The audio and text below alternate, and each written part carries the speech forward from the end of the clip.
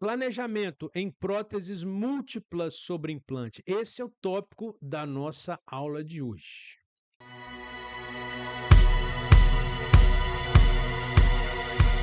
De novo, hein? Estamos aqui novamente, hein, para continuar a nossa aula de planejamento de casos parciais. Exatamente, continuar nossa grande caminhada. Vamos falar sobre implantes. Meu nome é professor Luiz Gustavo Dias Darós. Pode me chamar de professor Gustavo. Valeu? Estamos juntos. Estamos nessa caminhada aí. Aula passada, nós começamos a arranhar aí, ó, a planejamento de casos parciais, reabilitações parciais, né? Nós vimos aí que as distâncias biológicas são um fator preponderante nesse planejamento, né? Então, o distanciamento dos implantes, implante dele tem que ser respeitado, de forma que você vai ter o quê? Vai ter vamos dizer assim, né? Um sucesso, né? Uma saúde óssea, uma saúde gengival, uma estética natural, um perfil de emergência natural. Então, o posicionamento dos teus implantes, né? Ele é fundamental para você ter sucesso protético. Então, não adianta, né? Não adianta pular a etapa de planejamento, sair instalando implante, vai dar errado, vai dar errado. E nós vimos, vamos voltar aqui para a aula, voltando para a aula, isso aí, pronto. Que uma coisa importantíssima que o planejamento nos diz é o que? Respeitar as distâncias biológicas. Os implantes devem ser instalados respeitando, número 1, as distâncias biológicas. Aí nós aprendemos 2 númerozinhos mágicos, né? Primeiro é o seguinte: contato proximal do dente até o centro do implante próximo a esse dente, guardar 4 milímetros em média. Considerando aí um implante de 4,1, 3,5 a 4,5 milímetros de diâmetro, que é o grosso que nós fazemos na implantodontia, né? Raramente a gente vai fazer um implante mais largo, né? E mais estreito, 3,3, né? Vamos assim dizer, mas é 3,5 a 4,5 na maioria dos casos, né? Essa distância casa muito bem, né? Então, da crista marginal, né, do ponto de contato proximal até o centro do implante mais próximo, 4 milímetros. E do centro do primeiro implante até os outros implantes, guardar 7 milímetros, essa distância biológica básica. Por que 7? Porque esse implante tem que estar distante um do outro, no mínimo 3 milímetros, né? Então, 3 milímetros entre eles, 2 aqui é o raio do implante, 2 para lá, 2 para cá, 7 milímetros. Ah, eu quero um espaçamento maior, 8, 9, pode, molares, né? Então, nós vimos isso com muita clareza na primeira aula. Nessa aula, vamos sedimentar esse conhecimento. Sedimentar. Então, essa é a primeira etapa de medir as distâncias biológicas. É claro, isso tem que casar com aquela primeira regra que nós vimos dos casos unitários, que diz o seguinte: o implante deve ser colocado respeitando o longo eixo da prótese. E note que nesse caso específico, vou voltar aqui, ó, esse caso é um caso onde temos um canino aqui na frente e um segundo molar lá atrás, um desenho, obviamente um caso esquemático, desenho, né? Caberiam aqui naturalmente 2 prés, primeiro pré, segundo pré e o primeiro molar. E nós colocamos, espalhamos esses dentes aqui, fizemos um desenho, né? E vê que mesmo assim não está cabendo. Então não cabe 3 implantes cabem respeitando as distâncias biológicas, mas eles não casam com o posicionamento dentário, vamos dizer assim, natural, desejado. E essa é uma regra que você tem que seguir também, né? Que é o posicionamento do implante, respeitando o longo eixo do teu dente. Então, o que que você pode fazer para suplantar isso? Eu quero botar um implante para cada dente? Sim, eu quero. É o melhor a ser feito. Então, se você conseguir, ó, então, se você mantiver esse posicionamento e reabilitar essas coroas, vai ter problemas de disposição, né, da meia. O implante vai ficar posicionado próximo ou no local da meia gengival, o que é muito ruim. Então, como você faria para, né, resolver esse problema? É modificando aqui o contorno das coroas. A gente viu isso na aula passada, então estamos revendo apenas. Está com dúvida? Vai na aula, vai na aula anterior. Na aula anterior está explicado com mais detalhes. Ou até mesmo, em alguns casos mais limítrofes, desculpa, exclui o implante. Então, isso nos leva para a seguinte situação: nem sempre eu consigo colocar um implante para cada dente ausente, num caso parcial. Tem que abdicar da instalação de alguns implantes para, ao mesmo tempo, respeitar as distâncias biológicas e respeitar o que? O posicionamento do implante, seguindo o longo eixo do posicionamento dentário. Né? Então, hoje, a nossa aula de hoje é uma grande brincadeira. Tá aí, ó, tá aí esse caso, a gente disse, foi o último caso mostrado na aula. Tenho 4 implantes instalados para reabilitar 4 incisivos laterais e centrais. E foi possível, sim, instalar os 4 implantes. Por quê? Porque eu tenho distância biológica para isso, eu tenho uma arcada bem larga. Então, consegui instalar os implantes, não eu, né? O colega que fez o caso, né? Não cedeu. Um implante para cada dente ausente, respeitando ao mesmo tempo distância biológica. Se você faz isso, o que você tem? Você tem estética. Você tem estética gengival, aí na fase de provisórios ainda, né? Você vai ter papila, você vai ter contorno natural, né? Quem cria isso é a provisória. Então, se você respeita, você tem, né, sucesso, ok? Então, de novo, a aula de hoje, o que é a aula de hoje? Eu falo para os meus alunos, né, nas nossas aulas presenciais, que a aula de hoje é o caso do ortodontista maluco. É um exercício, né? É apenas um exercício que nós usamos para sedimentar a informação que nós já temos, né? É um exercício, Por que um ortodontista maluco? Você vai ver o que vai acontecer aqui. Então, esse é o espaço, né, disponível para instalação de implantes naquele desenho que nós utilizamos, né? Se não me engano, é 22 milímetros.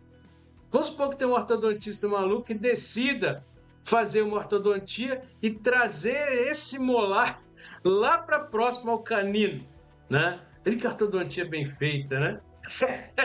É só uma brincadeira, gente, uma brincadeira, né? Nós pegamos então naquele mesmo desenho e trouxemos o canino aqui bem próximo ao molar, de forma que ficasse do contato proximal do molar até o contato proximal do canino apenas 6 milímetros de espaço protético disponível.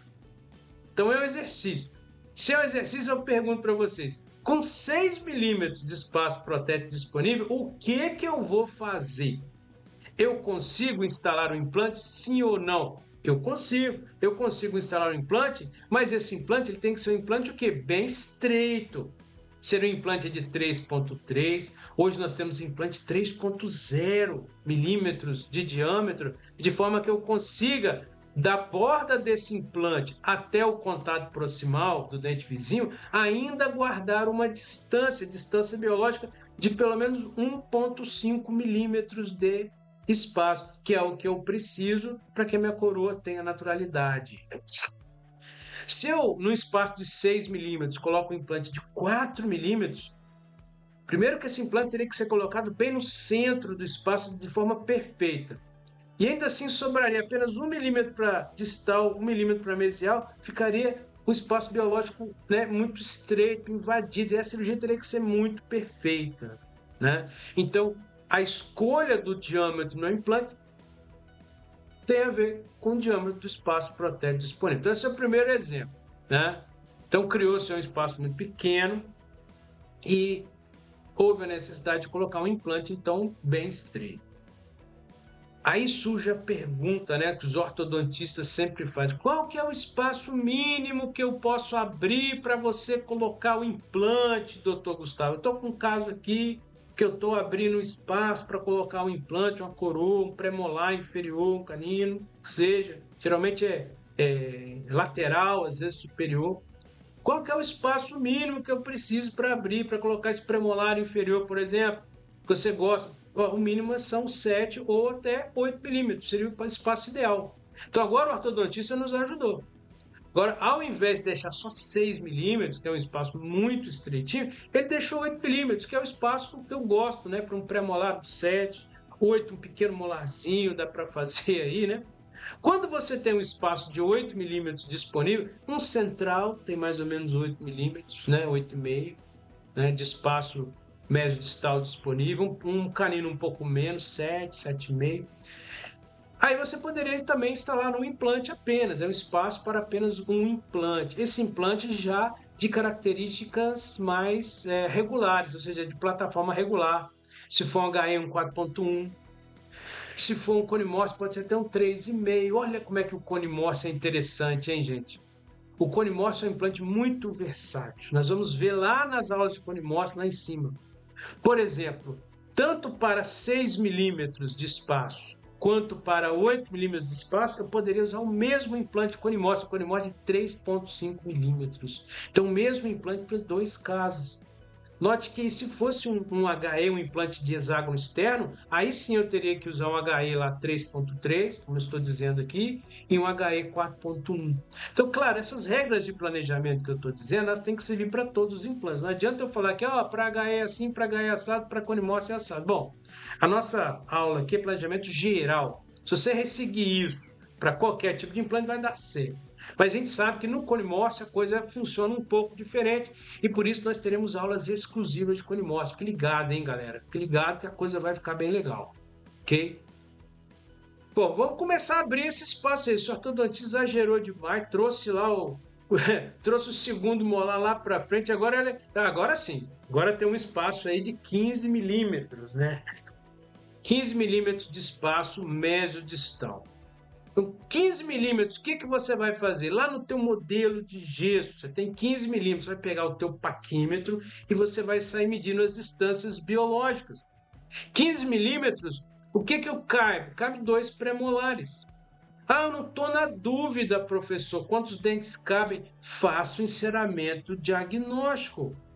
Hoje em dia, você pode fazer o enceramento diagnóstico virtual, né? Você escaneia o teu modelo, manda para o laboratório escaneia o teu modelo. A grande maioria dos laboratórios tem scanner, né? Escaneia esse modelo e ele vai inserar, entre aspas, digitalmente, o quantos dentes cabem, né, de forma mais natural naquele espaço, para que você tenha noção de quantos dentes vão caber e a noção do espaço biológico também. Então, 15 milímetros, eu tenho aí 7,5 para cada lado.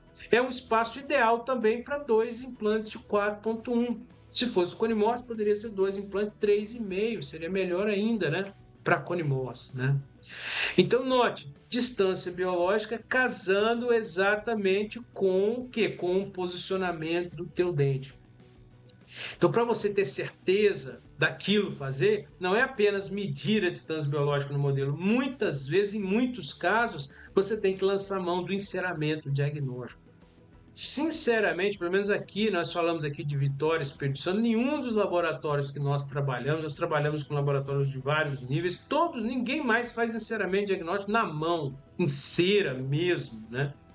Você pode fazer com dentes de estoque, se você quiser, mais rápido, ou pedir o enceramento digital, né, para o laboratório, ele vai fazer o planejamento digital, né, e vai te mandar no teu WhatsApp mesmo, para você ver direitinho. Nós vamos ver casos assim, completos, passo a passo, no decorrer do nosso curso, beleza?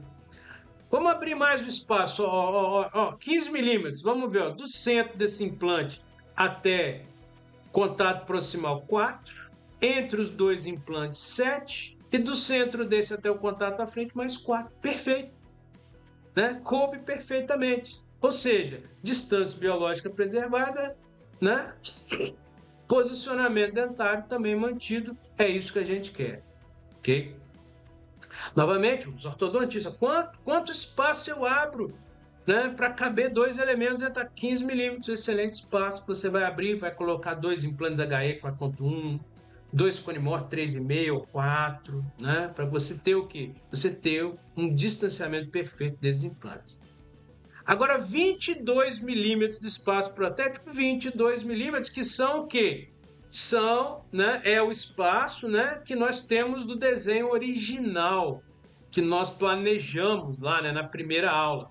Então, nós medimos 22 dividido por 3 implantes, são 3 dentes ausentes. Lembre-se, esse aqui é um canino, esse é um segundo molar. Agora, o ortodontista voltou com o segundo molar lá para a posição dele, né? Um pouquinho, poderia ter chegado um pouquinho mais para trás, né? Mas você vê que não deu. Esse é o desenho original. Sobrou 7,3 milímetros, né, entre os teus implantes.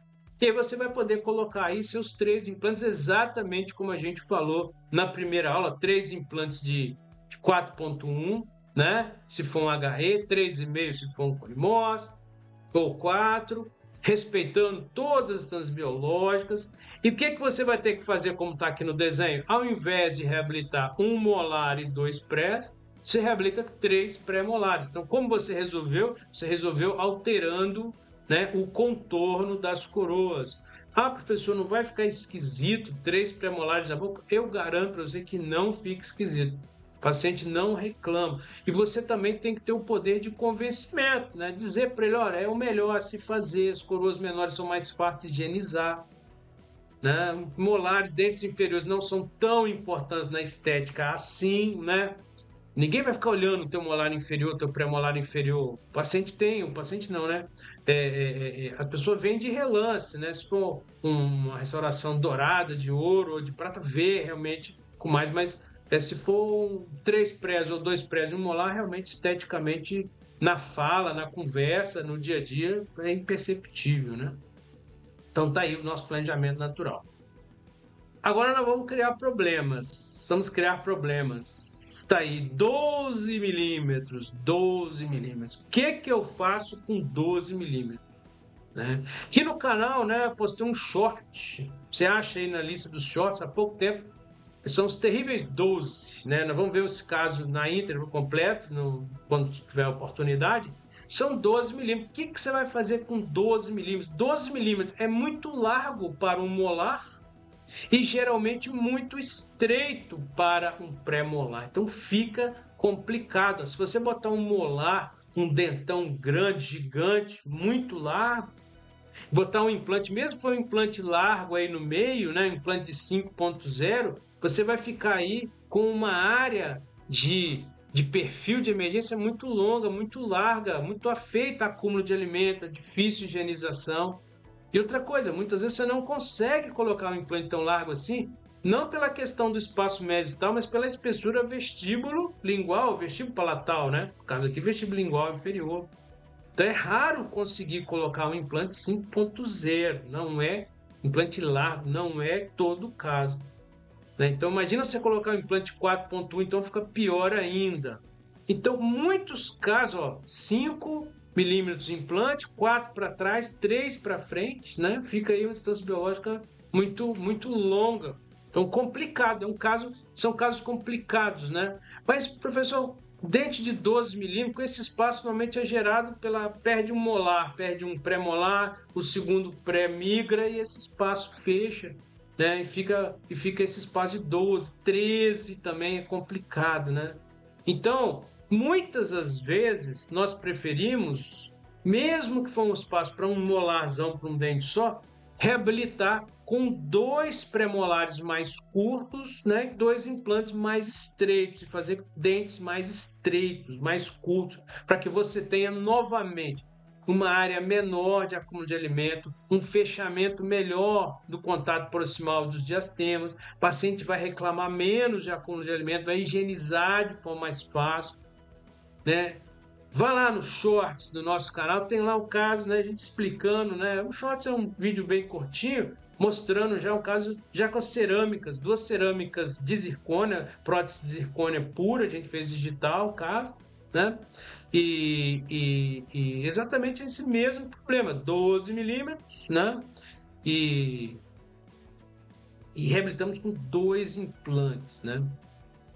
Beleza? Entenderam? Então é um caso complicado. Muitas vezes, o que você pode fazer também? Você pode desgastar um pouquinho a proximal desses elementos, tanto do canino aqui quanto do molar, para você ganhar 1 milímetro de espaço protético que seja de cada lado. É muita coisa. Você transforma o 12 em 14. Aí já fica 7 de cada lado, já fica numa situação melhor. Ó. Então tá aí, ó. 3.3 cada implante, 1,5 entre o implante e o dente, 2 e 1,5, ou seja, você está no limite do limite do limite das instâncias biológicas, ok? Tem que ser uma cirurgia precisa. Esse é um bom caso para cirurgia guiada, tá? Bom caso para cirurgia guiada, onde você tem que ter uma precisão muito grande de afastamento dos seus implantes. Quem tem aí interesse em cirurgia guiada, fique de olho no canal aí, galera. Vamos ter novidades para frente aí, beleza? 18 milímetros. 18, o que eu vou fazer com 18 milímetros? 18 milímetros. Não cabe em 3 dentes. Não cabe. Às vezes é um espaço de 3 dentes. Né? Perdeu 2 prés e um molar. O segundo molar migrou bastante, né? E perdeu bastante espaço mediastal. O que eu vou fazer? Então, esse é o típico caso, né? Onde 3 pequenos pré-molares também ficariam muito estranhos, muito difícil, ó, 6, 6, 6. Ou cirurgiazinha difícil, né? De você colocar 3 implantes espremidos, um contra o outro, não pode perder, tem que estar colado. Geralmente a raiz do canino atrapalha. Será que é uma boa ideia? Não sei, hein? Talvez seja uma cirurgia muito complicada. Se você angular um pouquinho esses implantes, a via de inserção de um não encaixa no outro.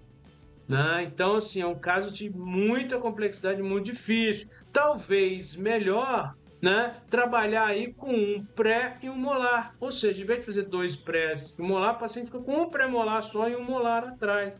Ele fica com um molar na frente, um implante de 8 milímetros, e atrás, se couber, um molar, né, com implante de 5.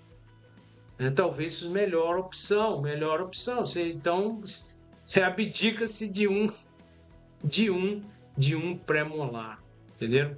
Então essa é a brincadeira, né, que a gente propôs do ortodontista maluco, de forma que a gente possa brincar com essas substâncias biológicas, né?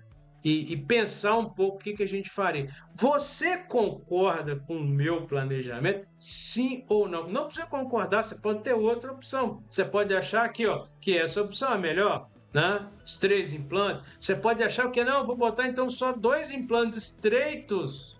Tirar esse implante do meio aqui, ó, tira ele, coloca 2 implantes no meio e faz uma pequena ponte fixa. Talvez melhor ainda, né? Então, assim, cada caso é um caso. O enceramento diagnóstico vai ser importante para você decidir o que fazer em casos parciais.